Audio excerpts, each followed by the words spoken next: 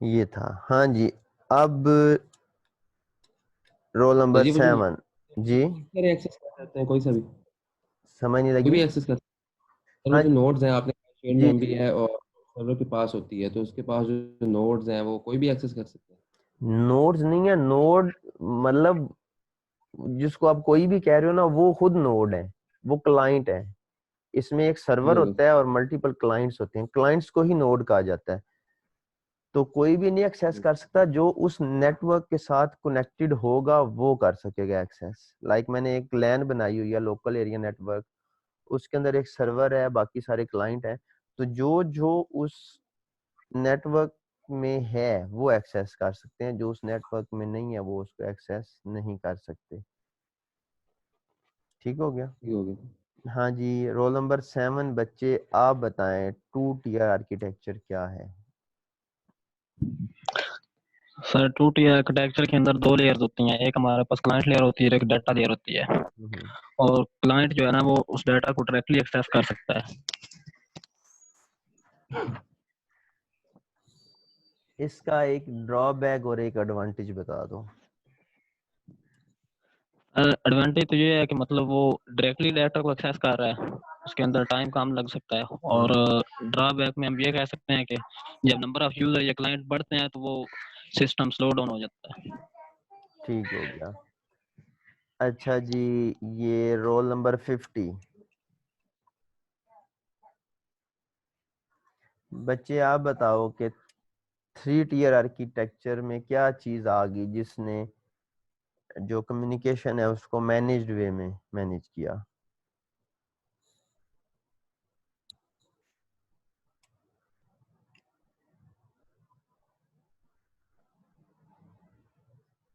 आवाज आ रही है बच्चे आपको?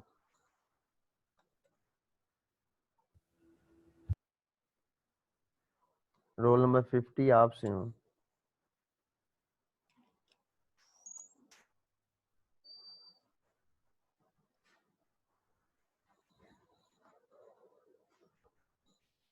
आपकी आवाज नहीं आ रही। अगर आपको आवाज आ रही है तो मैसेज करें इधर, ताकि मुझे आइडिया हो कि आप सुन रही हैं।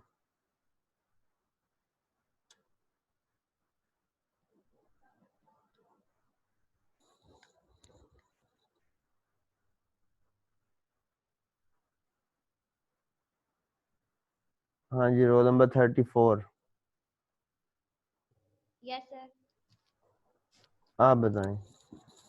सर जो हमारे पास थ्री टियर आर्किटेक्चर होता है ना, उसमें 3 लेयर्स होती हैं। जो हमारे पास पहली लेयर होती है वो क्लाइंट लेयर है, डाटा लेयर है और बिजनेस लेयर है। जो हमारे पास क्लाइंट लेयर है ना, वो प्रेजेंटेशन लेयर होती है। जितने भी ग्राफिकल हम्म। यूजर इंटरफेस, मतलब जितना भी काम होता है ना ग्राफिकल यूजर इंटरफेस का, वो सारा का सारा हमारे पास क्लाइंट लेयर के ऊपर होता है। और जो हमारे पास बिजनेस लेयर है ना, जो हमारे पास कोड होता है, वैलिडेशन सर्विस होती है, मतलब जितने भी हम लोगों ने लूप्स लगाने होते हैं या फिर जितना भी सी हैश का कोड होगा, बिजनेस लॉजिक जितनी भी रन होगी ना, वो बिजनेस लेयर पर होगी। और जो डाटा लेयर होती है ना, उस पर क्यूरीज रन होती है। मतलब जितनी भी हम लोगों ने इंसर्ट की क्यूरी रन करनी हो, ये सारी जो होती है ना, ये डाटा लेयर पर सारा काम होता है। और ये जितने भी प्रोसेसेस होती है ना, ये सारे के सारे पैरेलल चल रहे होते हैं। ठीक हो गया। अच्छा जी।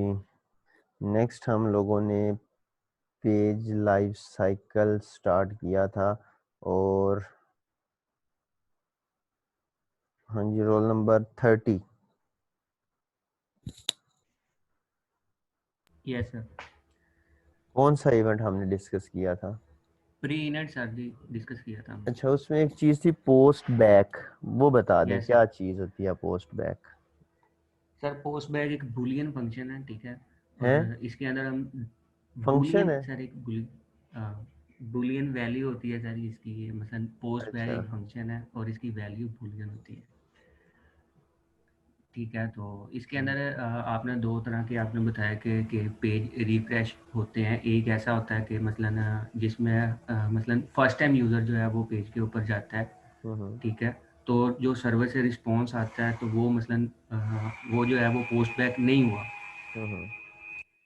अगर यूज़र ने कुछ इनपुट किया है उस पेज के अंदर हम्म। और फिर जो है वो सर्वर से रिस्पॉन्स आया, तो इसका मतलब ये है कि वो पोस्ट बैक हो। मीन्स उसने कोई एक्शन परफॉर्म किया तो। यस सर, वो कोई एक्शन परफॉर्म। ठीक हो गया। हाँ जी, रोल नंबर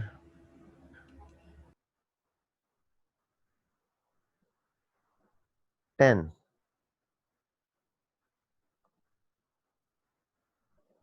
यस सर। प्री इनिट इसके अलावा और क्या करता है? सर प्री नेट इसके अलावा सर वो डायनामिकल जो कंट्रोल्स होते हैं उसको क्रिएट करता है।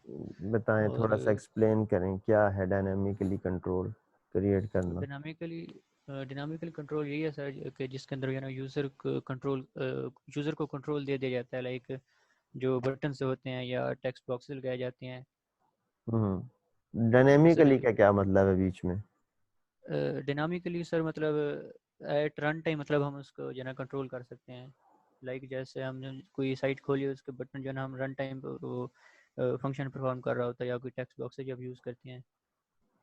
फंक्शन परफॉर्म नहीं कर रहा होता। डायनेमिकली का मतलब ये है कि जैसे पेज रन होता है उस वक्त वो बनाए जाते हैं, उसी वक्त बन के वो सामने नजर यस सर। आते हैं। ठीक हो यस सर। गया। हाँ जी, रोल नंबर 47। प्री इनिट और क्या करता है?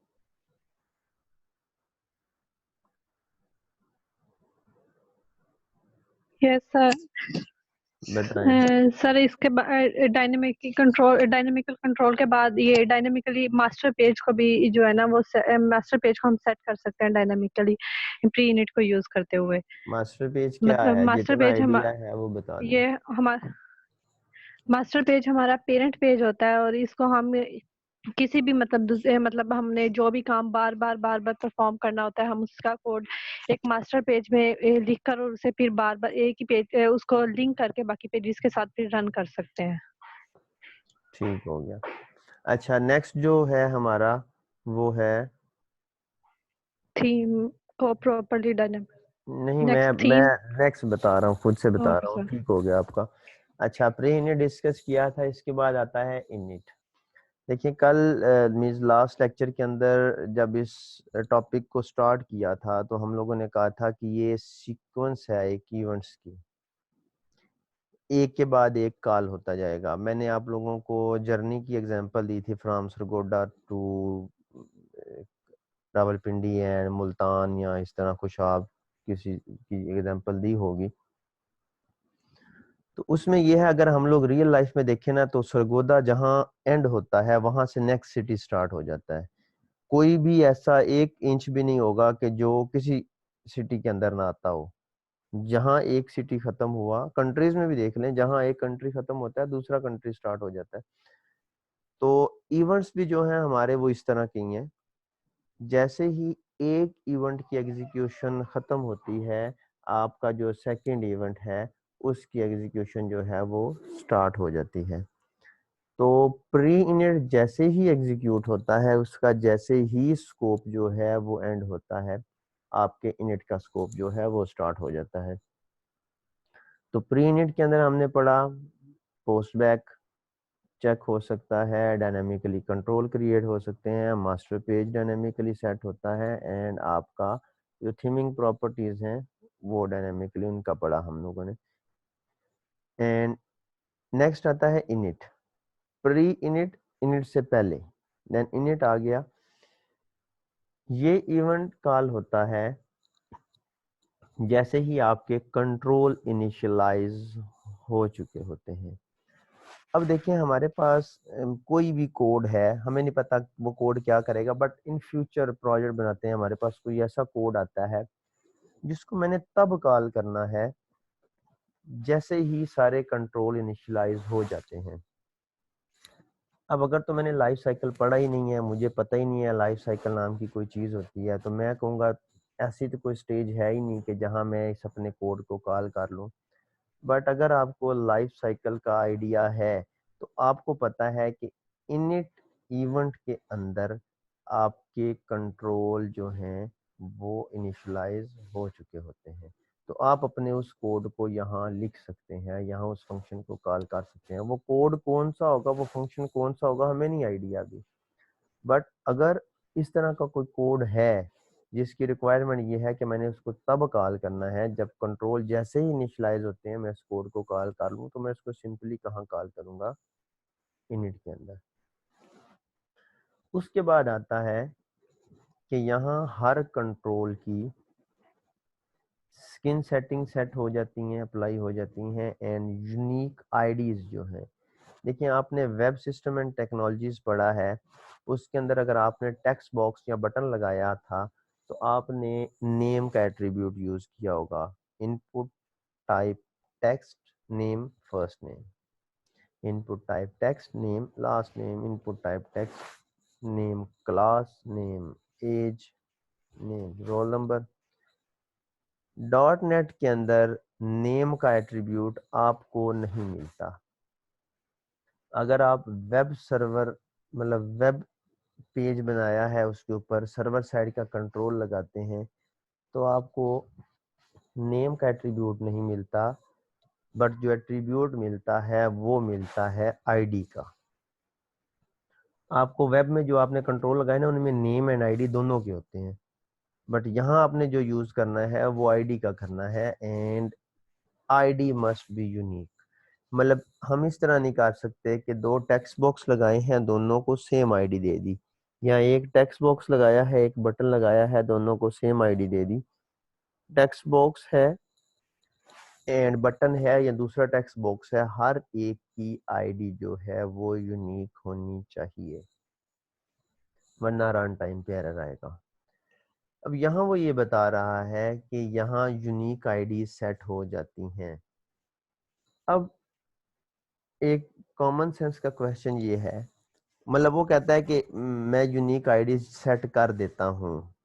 देखिए अगर मैं आप लोगों को बुक्स की कैटलॉग देता हूँ, लेट्स 10 या 50 बुक देता हूँ, मैं आप लोगों को बुक्स दे रहा हूँ, और वो मैं आपको ये बताता हूँ कि ये बुक्स अल्फाबेटिकली असेंडिंग ऑर्डर में सॉर्टेड हैं, अल्फाबेटिकली असेंडिंग ऑर्डर में, और मैं आपको कहता हूँ कि ये बुक्स ले जाएं और इनको अल्फाबेटिकली असेंडिंग ऑर्डर में सॉर्ट कर दें, तो मैं आपको कोई काम करने के लिए दे रहा हूँ?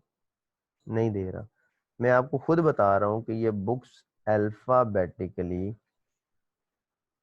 असेंडिंग ऑर्डर में सॉर्ट हैं, आप इनको ले जाएं और आप इनको अल्फाबेटिकली असेंडिंग ऑर्डर में सॉर्ट कर दें, तो मैं तो एक्चुअली आपको कोई काम दे ही नहीं रहा, मैंने तो आप लोगों को खुद से ही सॉर्ट करके दी हैं। तो जब डॉट नेट के अंदर ये रिस्ट्रिक्शन है कि आईडी यूनिक हो तो ही पेज चलता है, अगर आईडी यूनिक ना हो तो पेज नहीं चलता, तो मतलब पहली बात तो यह है कि पेज चला ही तब जब आईडी यूनिक मैंने दी। तो फिर ये कौन सी आईडी यूनिक करता है? तो एक्चुअली हम लोगों ने प्री इनिट के अंदर पढ़ा कि डायनामिकली कंट्रोल क्रिएट होते हैं। देखें जो कंट्रोल तो स्टैटिकली लगा, इनपुट टाइप लगा के या वेब सर्वर का कंट्रोल लगाया, उसको तो वो रन होने ही नहीं देगा जब तक यूनिक नहीं होगी। बट जो कोड के थ्रू बन रहे हैं कंट्रोल, लेट्स सपोज कि मैंने दो कंट्रोल लगाए हैं या तीन टेक्स्ट बॉक्सेस लगाए हैं और लूप से लगाए हैं, और मैंने क्या किया, लूप के अंदर जो आईडी का पार्ट है स्टैटिक आईडी सबको दे दी, एक ही आईडी तीनों को, तो वो क्या करेगा, क्योंकि ये डायनेमिकली रन टाइम के ऊपर बन रहे हैं, तो वो उस वक्त यूनिकनेस अप्लाई करेगा, वो हर एक आईडी को यूनिक इस तरह से बना देगा। लाइक मैंने रखी आईडी माई टेक्स्ट बॉक्स, तो पहली का रखेगा माई टेक्स्ट बॉक्स _1, माई टेक्स्ट बॉक्स _2, माई टेक्स्ट बॉक्स _3, तो यूनिकनेस वो वहाँ प्रोवाइड कर देगा। तो जो चीज़ आपने याद रखनी है वो एक तो ये है कि IDs must be unique, unique ID होती है, और इनिट के अंदर ये आईडीज जो हैं वो अप्लाई हो चुकी होती हैं। देन हम लोग ये जो लाइफ साइकिल डिस्कस कर रहे हैं ये है पेज का। एक चीज होती है कंट्रोल, कंट्रोल मींस के टेक्स्ट बॉक्स एक कंट्रोल है, लेबल एक कंट्रोल है, बटन एक कंट्रोल है। तो जिस तरह आपके पेज का लाइफ साइकिल होता है, इस तरह आपके हर एक इंडिविजुअल कंट्रोल का भी लाइफ साइकिल होता है। डिफरेंस मेन ये है कि पेज लाइफ साइकिल में कोई 10 to 11 इवेंट्स होते हैं, जबकि कंट्रोल लाइफ साइकिल में 4 to 5 हैं आपके, हैं कॉमन। बट ये है कि पेज लाइफ साइकिल में पहला इवेंट प्री इनिट का होता है, कंट्रोल के लाइफ साइकिल में प्री इनिट का इवेंट नहीं होता, उसमें पहला इवेंट होता है इनिट का। देखिए जब हम लोग किसी पेज को कॉल करते हैं तो उसका लाइफ साइकिल चलता है, जैसे पेज का लाइफ साइकिल चलता है, अगर 10 कंट्रोल लगाए हुए हैं, 10 बटन हैं या 10 टेक्स्ट बॉक्स हैं, तो 10 के 10 कंट्रोल्स का भी लाइफ साइकिल उसी टाइम चलेगा। अब सारी की सारी चीजें चल रही हैं तो कोई चीज पहले चलेगी, कोई चीज बाद में चलेगी। तो कंट्रोल का इनिट का इवेंट पहले कॉल होता है, आपके पेज का इनिट का इवेंट बाद में कॉल होता है। क्योंकि पेज जब लोड हो रहा है तो दोनों लाइफ साइकिल चल रही हैं, कंट्रोल्स की भी चल रही हैं, पेज की भी चल रही हैं। हमारा फोकस पेज पे ही है, बट आपको पता होना चाहिए कि कंट्रोल का लाइफ साइकिल भी होता है, उसका भी यूनिट का इवेंट होता है। कंट्रोल एंड पेज दोनों में यूनिट का इवेंट है, बट पहले कौन सा कॉल होता है? कंट्रोल का, उसके बाद कॉल होता है पेज का। ठीक हो गया। एंड सर ये स्किन सेटिंग्स कौन सी होती हैं? 4 to 5 होंगे। आप स्किन सेटिंग इसमें कहाँ आपने, अच्छा ये ऊपर वाला स्किन सेटिंग, स्किन की सेटिंग वही है आपकी जो लास्ट वाले में कहा ना, वो थीम, यस सर। थीम की सेटिंग, तो वो यहाँ अप्लाई हो चुकी होती हैं। जो भी आपने सेटिंग की ना पिछले वाले में, रीड वगैरह की है, जो उसकी प्रॉपर्टी चेंज करनी है, वो थीम की सेटिंग जो है वो यहाँ अप्लाई हो चुकी होती है। थीम स्किन्स दोनों एक ही चीज के टू डिफरेंट नेम्स हैं। एक और बच्चे ने क्वेश्चन पूछा था, वो आवाज नहीं समझ लगी, क्या पूछा है? मैं कह रहा था, आप कह रहे थे कंट्रोल लाइफ साइकिल पहले कॉल होगा सर, उसके टोटल इवेंट्स 4 to 5 होंगे, वो पेज हाँ लाइफ जी, साइकिल वो का मैं बताया। दिखाऊंगा, वो मैं आपको दिखाऊंगा और मैं बताता भी जाऊंगा। आप बेशक काउंट भी करते जाएं साथ साथ, अभी कितने हुए हैं, इसके एक हुए हैं, मैं हर एक का बताता जाऊंगा, ये उसका भी है, ये उसका भी है, ये उसका भी है। और नेक्स्ट क्लास मीन्स कल इसका प्रैक्टिकल करेंगे तो वहां भी मैं दिखाऊंगा आपको कि ये देखें, ये इवेंट के नेम लिखे हुए हैं वीएस स्टूडियो में। ठीक हो गया। अच्छा, उसके बाद लास्ट है जी कि आपने अगर कंट्रोल्स की प्रॉपर्टीज को रीड करना है या इनिशियलाइज करना है तो वो भी आप यहाँ कर सकते हैं। ठीक है, ये 4 पॉइंट्स थे जो इसमें कर सकते हैं कि जैसे ही इनिशियलाइज हो चुके होते हैं कंट्रोल, तो ये कॉल होता है, यूनिक आईडी सेट होती है और आईडी हमेशा यूनिक ही रखनी है। उसके अलावा इनिट का इवेंट आपके कंट्रोल का भी होता है, आपके पेज का भी होता है, कंट्रोल के पहले कॉल होता है एंड पेज। 10 कंट्रोल लगे हुए हैं ना, तो 10 पहले वो कॉल होंगे, 11वें नंबर पे आपका ये कॉल होगा। वो जितने भी हैं उनके पहले कॉल होंगे, उसके बाद पेज का होगा, और देन रीड कर सकते हैं कंट्रोल्स की प्रॉपर्टीज को। ये था इनिट, पहला था प्री इनिट, इनिट से पहले, देन एक्चुअल इनिट आ गया, मीन जिसको इनिट कहते हैं, देन आ गया इनिट कंप्लीट। इनिट कंप्लीट मतलब लास्ट इवेंट होगा इनिट का। इनिट के अंदर ये पढ़ा कि यहाँ सारे के सारे कंट्रोल इनिशियलाइज हो चुके होते हैं। अगर तो कोई ऐसी कंडीशन है कि जैसे सिर्फ अभी कंट्रोल इनिशियलाइज हुए हों तो मैंने वो कोड कॉल करना है, तो उसको कॉल कर सकते हैं इनिट के अंदर। बट अगर आपकी रिक्वायरमेंट ये हो कि पेज भी इनिशियलाइज हो चुका हो और उसके कंट्रोल भी इनिशियलाइज हो चुके हों, तो वो कोड आप फिर इनिट कंप्लीट के अंदर करते हो, क्योंकि इनिट में जस्ट कंट्रोल इनिशियलाइज हुआ होता है, बट इनिट कंप्लीट के अंदर पेज भी इनिशियलाइज हो जाता है और आपका कंट्रोल भी जो है जितने भी लगे हैं वो सारे के सारे इनिशियलाइज हो चुके होते हैं। तो अगर इस तरह की कोई कंडीशन है तो वो आप उसको यहाँ कॉल कर सकते हो।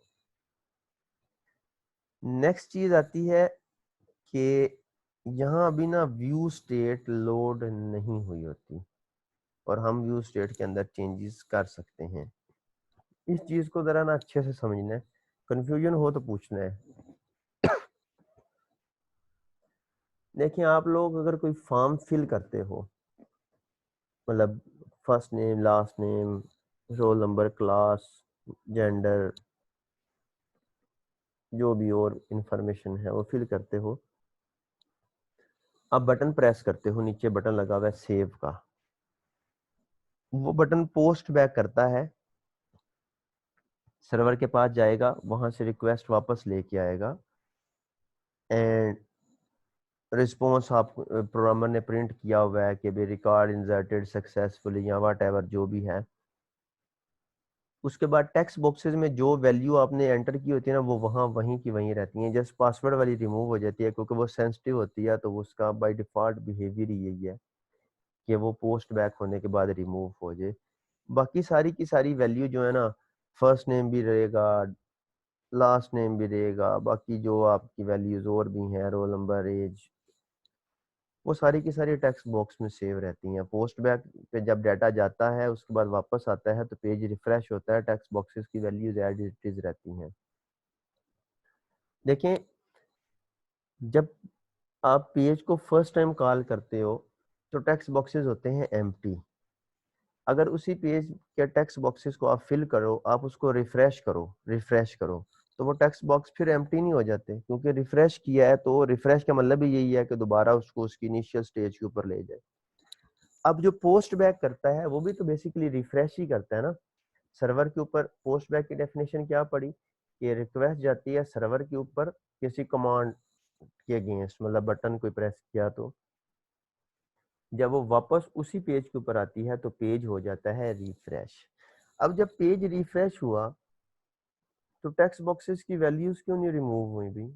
हालांकि मैं खुद से अगर उसको रिफ्रेश करूं तो टेक्स्ट बॉक्सेस की वैल्यू रिमूव हो जाती हैं, बट जब पोस्ट बैक रिफ्रेश करता है तो रिमूव नहीं होती, एक्चुअली रिमूव हो जाती हैं। हमें जो नज़र आती हैं वो रिमूव होने के बाद रीस्टोर होके नज़र आती हैं, और वो ये काम कौन करता है? वो करता है व्यू स्टेट। अब क्वेश्चन यहाँ ये है कि व्यू स्टेट क्या है? व्यू स्टेट बेसिकली एक वेरिएबल होता है आपका ऑब्जेक्ट टाइप का। देखिए, जैसे भी मैंने क्वेश्चन किया आपसे कि चीज़ की डेफिनेशन को याद रखते हैं, ना कि उस एग्जाम्पल को। एग्जाम्पल दी जाती है कंसेप्ट क्लियर करने के लिए। अगर मैं आपसे कोई किसी चीज़ की डेफिनेशन पूछता हूँ तो पहले डेफिनेशन बताएं, देन कॉन्सेप्ट मेरे क्लियर करवाने के लिए उसकी एग्जाम्पल दें। अगर स्टार्ट के ऊपर ही एग्जाम्पल मुझे देंगे तो मुझे तो यही लगेगा ना कि जो चीज़ मैंने बताई है उसी को रट लिया एंड वो ही मुझे बता दी। तो पहले चीज़ की डेफिनेशन, उसके बाद उसको अच्छे से एलेबोरेट करने के लिए उसकी आप क्या करें, कोई एग्जाम्पल दे दें। तो व्यू स्टेट जो है उसकी डेफिनेशन ये है कि वो ड्यूरिंग पोस्ट बैक मीन्स के रिक्वेस्ट का सर्वर के ऊपर जाना, वहां से रिस्पॉन्स लेके आना और पेज का रिफ्रेश होना, ये है ड्यूरिंग पोस्ट बैक। वो आपकी वैल्यूज को सेव रखती है। व्यू स्टेट टाइप का एक वेरिएबल बनाया जा सकता है जिसके अंदर कोई भी वैल्यू स्टेट सेव की जा सकती है। उसके अलावा हर कंट्रोल में वो टेक्स्ट बॉक्स है, रेडियो बटन है, चेक बॉक्स है, उसके बैकएंड के ऊपर व्यू स्टेट का वेरिएबल काम कर रहा होता है। टेक्स्ट बॉक्स के अंदर एक एट्रीब्यूट होता है इनेबल व्यू स्टेट, वो बाय डिफॉल्ट होता है ट्रू। अगर मैं उसको फॉल्स कर दूंगा तो फिर व्यू स्टेट नहीं चलेगी। मैंने उसको अगर ट्रू बाय डिफॉल्ट ट्रू ही होता है, उसका मतलब ये है डेफिनेशन अगर उसकी सामने रखी जाए तो during post back view state values को सेव रखती है। तो टेक्स्ट बॉक्स किस तरह यूज करता है व्यू स्टेट को? जब यूजर किसी बटन के ऊपर करता है क्लिक तो ब्राउजर को पता चल जाता है कि अब पोस्ट बैक होने लगा है। सारे के सारे टेक्स्ट बॉक्सेस अपनी वैल्यूज अपने व्यू स्टेट में रखवा देते हैं। रिक्वेस्ट जाती है सर्वर के ऊपर, वहां से वापस आती है तो पेज होता है रिफ्रेश और सारे के सारे टेक्स्ट बॉक्स हो जाते हैं एम्प्टी। सारे के सारे टेक्स्ट बॉक्स हुए एम्प्टी, बट व्यू स्टेट चूंकि ड्यूरिंग पोस्ट बैक वैल्यूज को सेव रखती है, तो अभी हम लोग पेज लाइफ साइकिल के अंदर नेक्स्ट इवेंट में पढ़ेंगे कि वो जो जाते वक्त पोस्ट बैक पे जाते वक्त उसने बैकअप पे रखवाई वैल्यू, वो एक स्पेसिफिक स्टेज के ऊपर वापसी के ऊपर आके वहां से दोबारा अपने पास वापस रिस्टोर कर लेता है। अब ये काम इतनी क्विकली होता है कि हमें तो ये लगता है कि टेक्स्ट बॉक्सेस से वैल्यू रिमूव